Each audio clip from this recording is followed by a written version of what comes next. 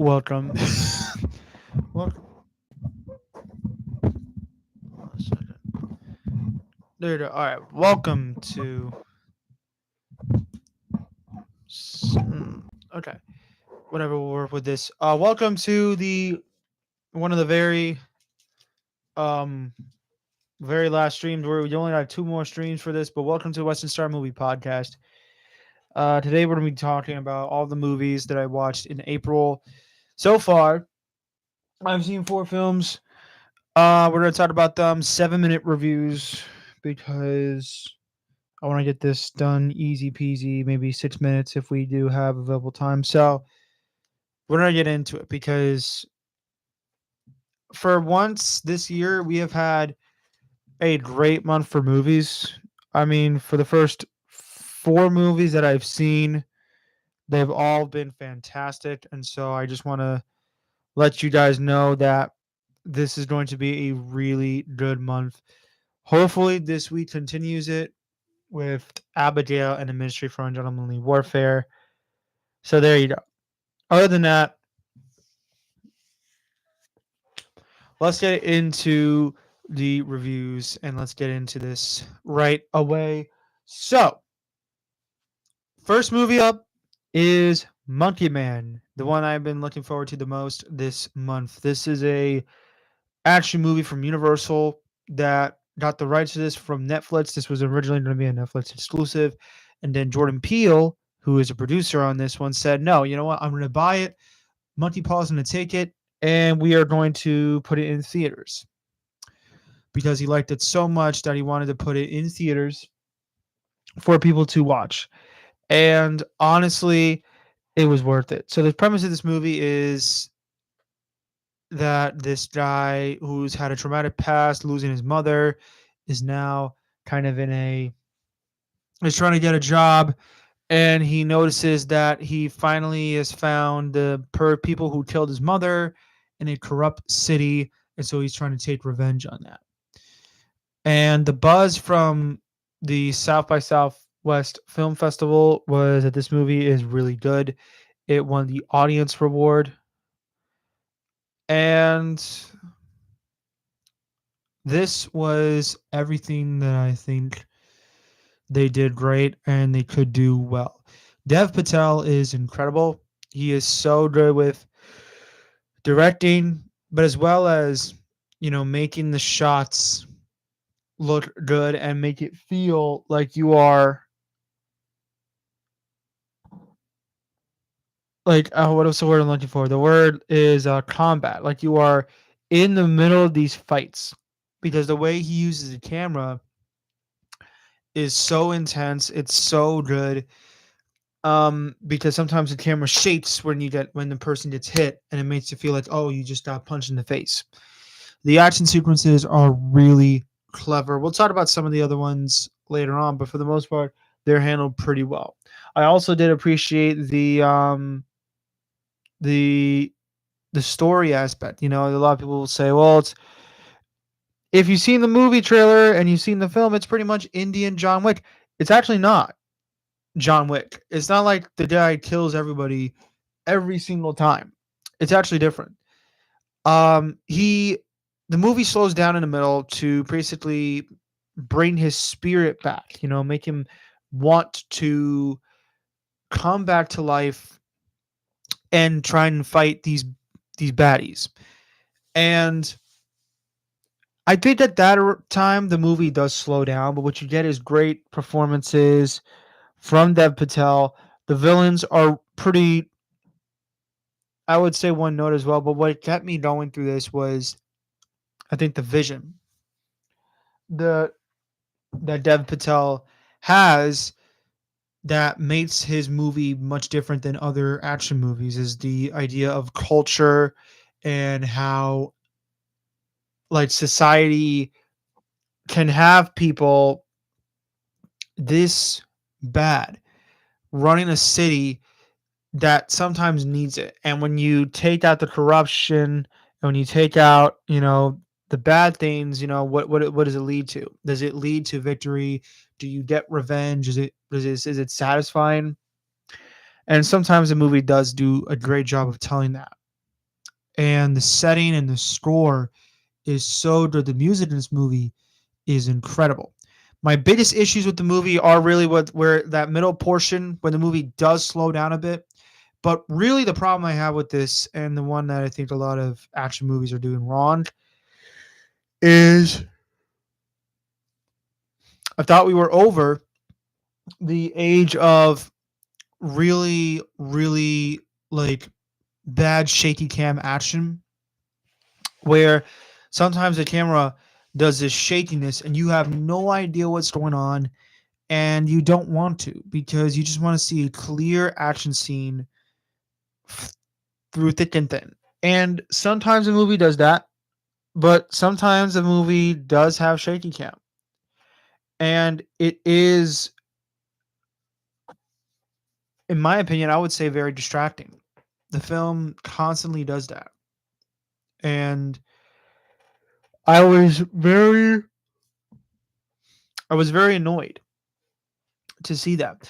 And it does feel like a first time director did make this movie because you can tell there's a lot of inconsistencies. But overall, I think the man has a great career ahead of him. If he wants to direct another film, I'm down for it because the dude knows how to make it.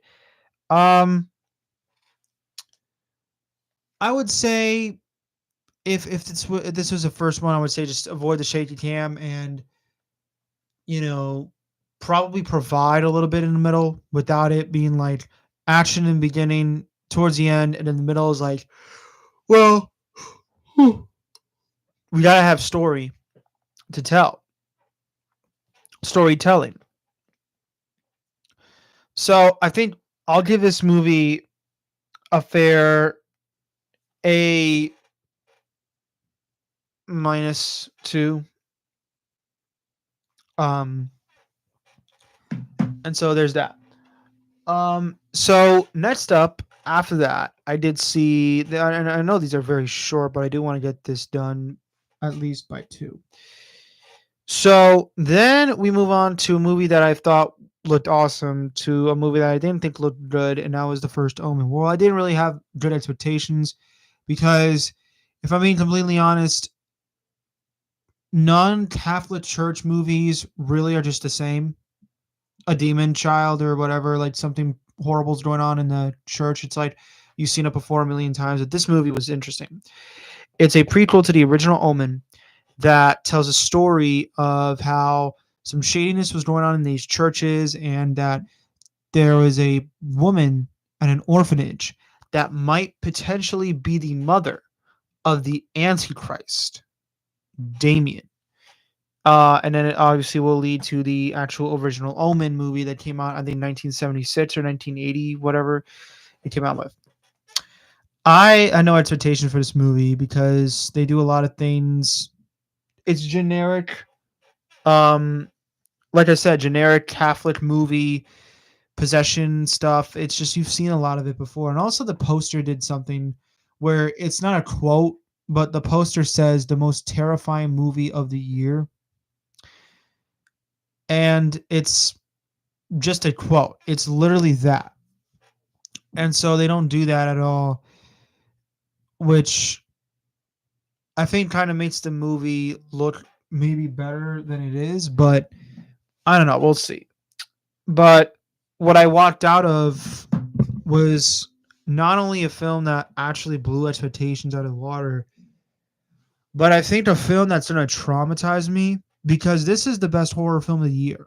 Like, I think this is a magnificently crafted, well executed, scary, and intense horror film that understands the sort of film that it is. And it's beautifully directed. Arkasha Stevenson, what a directorial debut. First time director of features. This is her first time in the directing chair, and it feels so incredible.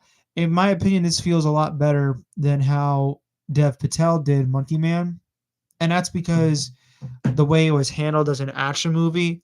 As a horror film, this movie was handled extremely well.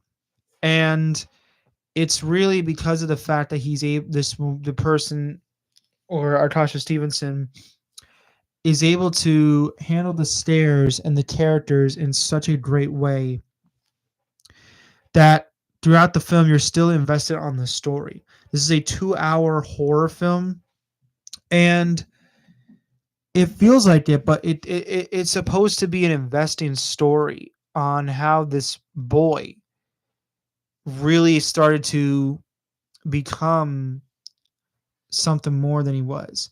The film is wonderfully acted. Nell Titor Free, let me talk about her.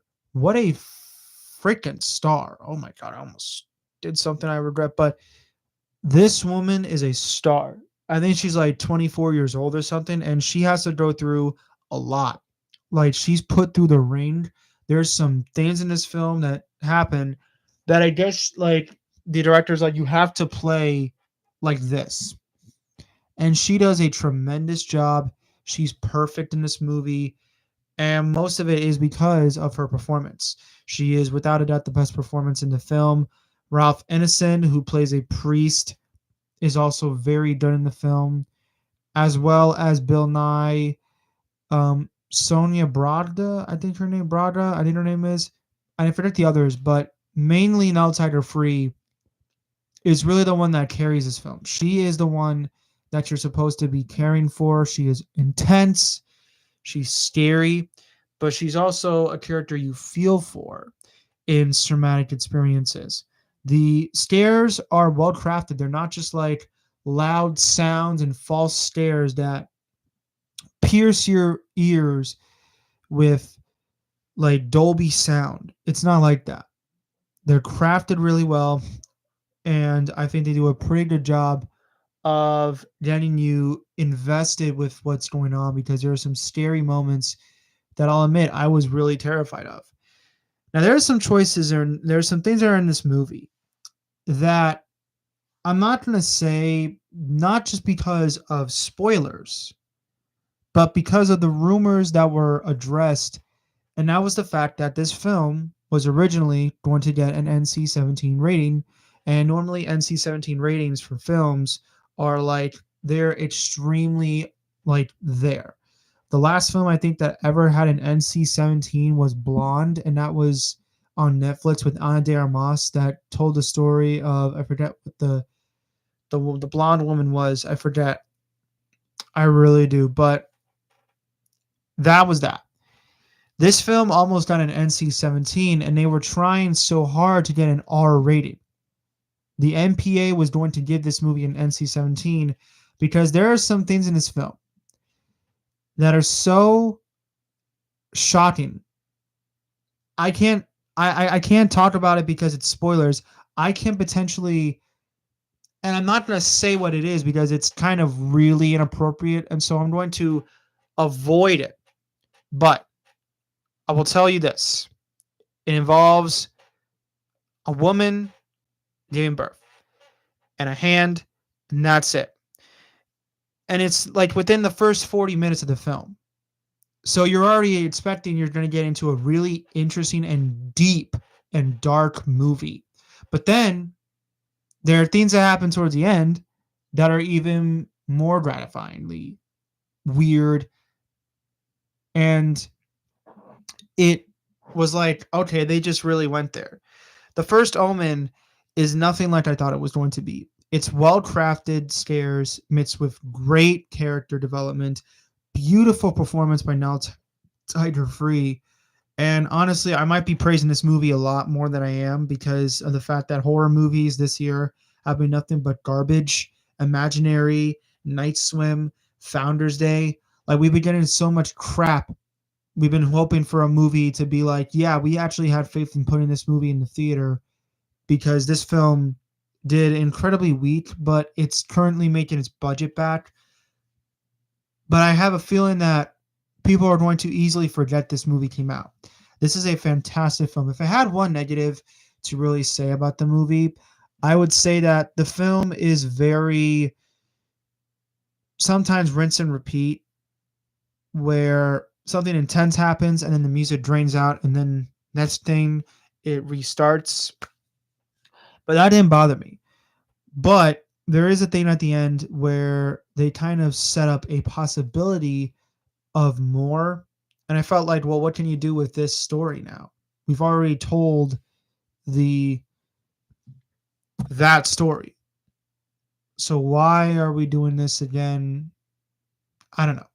If they see money, then they'll be like dollar signs more. Thanks, Hollywood. So that's my take. I'm gonna give the First Omen an A. It's much better than all the other movies I've seen. Speaking of the other movies that I've seen, next up we got a little film on Prime Video called Musica. Now I actually never heard of this movie until I found out that the Prime Video 2024 sneak preview of what they were doing was going to feature Musica. And I was like, what the hell is this? So the film is about a man named Rudy Mancuso.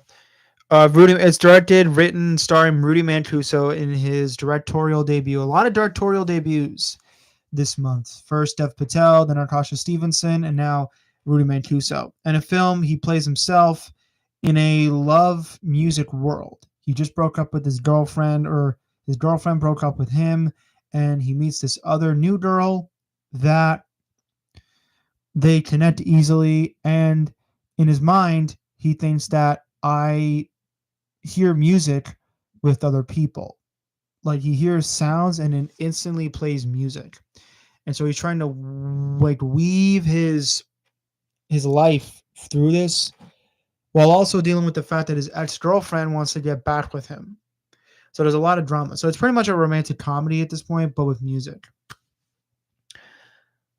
This could fail because I have seen Upgraded, and while the film actually got better over time, it's still a very mediocre film with the rest of the half of that movie feeling completely cliched. This new film feels even less cliched.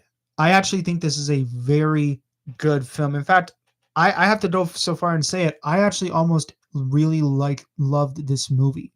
This is a really well made music like rom com from a man that used to do a lot of social media, and it's crazy. First off, what directorial debuts we have today. They're some of the best that we're doing, and I'm so happy for that. Rudy Mancuso did a great job of moving the camera around while also telling the actors what to do, and in all intents and purposes trying to make them feel better, because the way he crafts these scenes are really good. They are handled extremely well. The performances are actually pretty nice themselves. Camila Mendes, who I have seen throughout like the last couple of years, she was always been a great actress. Like in Riverdale. Actually, I should rephrase that. For the first like seasons of Riverdale, I forget when the time jump is, but when they got out of high school, that's when the show I think got downhill. But she's always been a great actress, as well as himself, Rudy Mancuso, who does a great job in the film as well. I also did like Francesca Real, who plays Rudy's ex, who is also in, I think, a similar acting role with another Camila Mendes movie. I forget, but she was actually in Stranger Things as Heather. Now, what's interesting about this is the fact that the dynamic between all these three, mainly Camila Mendes and Rudy Mancuso, who are actually dating in real life, their chemistry is really what needed this movie to work, and it does. It's magnetic, it's strong, it's powerful, and it absolutely works for the film that they're telling. And I think it's paced pretty well.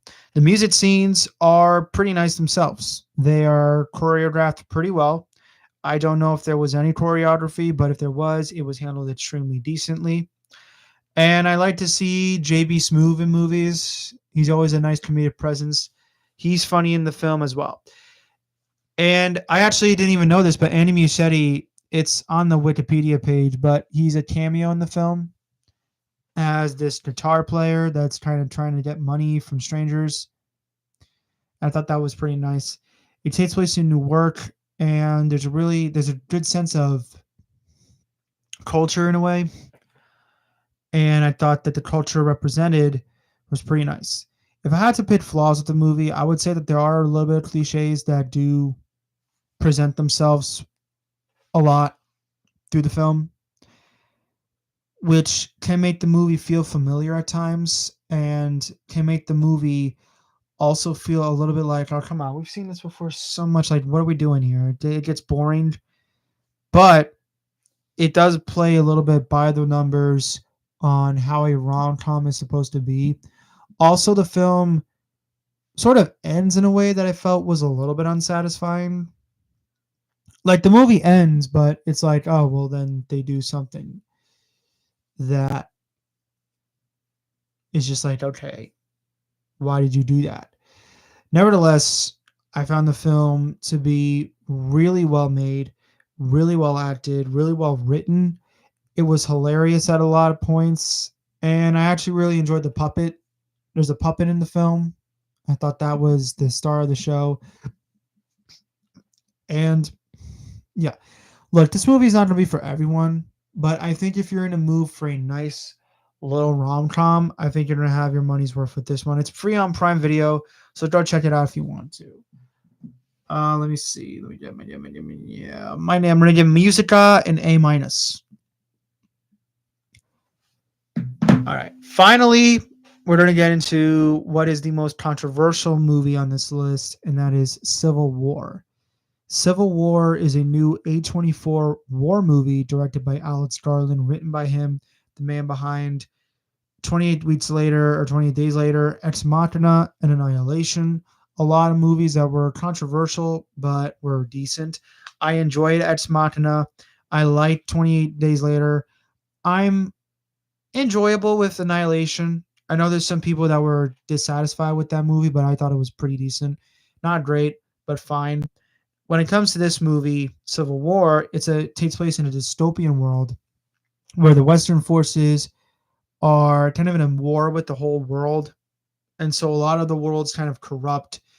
And a bunch of journalists, played by Kristen Dunst, or Kirsten Dunst, Kaylee Spanley, and Wagner Mora, and Stephen McKinley Henderson, have to go to DC to interview the president about things. And throughout that, they deal with a lot of war aspects of the movie, which I thought was pretty interesting because this film is saying, well, whose side do we take? We don't take a side.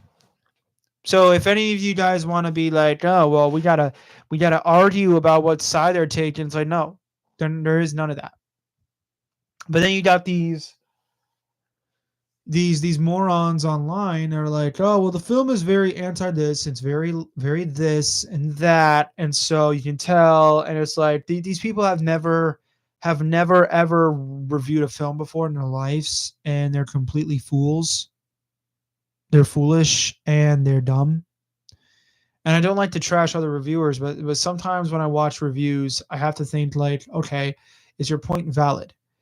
With this film, I don't think their points are valid. I think their points are pretty stupid, but everybody's entitled to an opinion. That being said, the film is not trying to pick a side. It's trying to say, well, what happens if we view the world from this point of view, from journalists that are just trying to document the movie? And I think that the movie does a fantastic job of doing that. The performances by Kirsten Dunst and Ryder Mora are really good, particularly Kirsten Dunst. And they meet up with this young girl, Kaylee Spanley's character, Jessie, who sees Kirsten Dunst as kind of like an idol, as an idol journalist. And she wants to be a journalist as well, documenting the war as well. And you can tell there's a dynamic there that's really nice and sweet between the characters, and they're trying to like, we have to sort of be there. And I think that works a lot.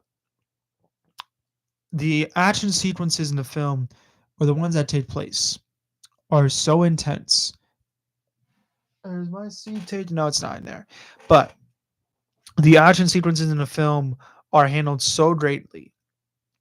because rather than just having the full movie be in the point of view of one of these sides and one of these soldiers dealing with war and losing, like, their friends and stuff, it showcases small instances, and you see the difficulty of journalists trying to capture these events without getting shot. Ah, oh, my mouth. Um, but when that happens, though, and you do see the action sequences, they're handled so great. I saw this movie. This movie is made for IMAX. Like, it wasn't filmed for. It wasn't like shot with IMAX film cameras, but it was made for IMAX. The sound quality is so great. The gunshots, they actually sound like gunshots because it feels so realistic. It feels intense. It feels dramatic. It's scary to see that dystopian future crumble. Um, is really good. The film understands what it is. It understands how to approach an audience that might not be like, oh, I don't agree with what they're doing, but like at the same time, it's like it's not trying to show anything. There isn't really a message here, and that's what I liked about this movie. There is no message. It's just like journalists trying to get something done, and they do it.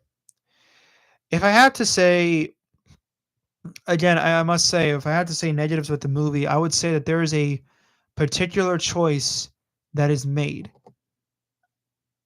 in like the middle portion of the film that I feel like if it didn't happen, the movie would have went in a different direction. And then towards the end of the film, the the same character makes the same choice, makes a different choice that actually affects what happens. So the movie kind of does things differently. And what the hell? I hear things. I'm hearing things. But sorry. But going back to what I was saying, this character, I'm not going to say who it is, but they make a choice in the middle that affects them, and then the same character does the same choice, or does a different choice that actually affects a person, and then the movie kind of ends, and we don't get an explanation of why it happens, and I felt like that was a really weak way to end the film.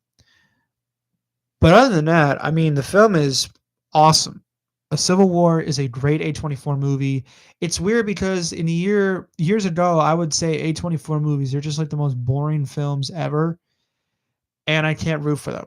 They're just not my thing. But ever since Everything Everywhere All at Once, Talk to Me, The Iron Claw, now this, I think they're on a fantastic roll, and I can't wait to see what they do next. If a movie interests me more, then I will let you know. I'm going to give Civil War an A minus. And that's actually really it I have for today. I know this is a very short stream, but I do want to end it here because I do have things to do. But also next weekend, we're going to be talking about Rebel Moon Part 2, The Stargiver, the Ministry of Ungentlemanly Warfare, and Abigail. And we might look at what to look forward to in May as well, just because I want to look forward to May. Start of the summer season, and it's my graduation month. So, yeah. So I want to thank you guys for tuning in to this very short stream. I know it was very short, but got to end it here. So with that, thank you guys so much for tuning in to the video. This has been the Western Star Movie Podcast, and I will see you guys next week. Signing off.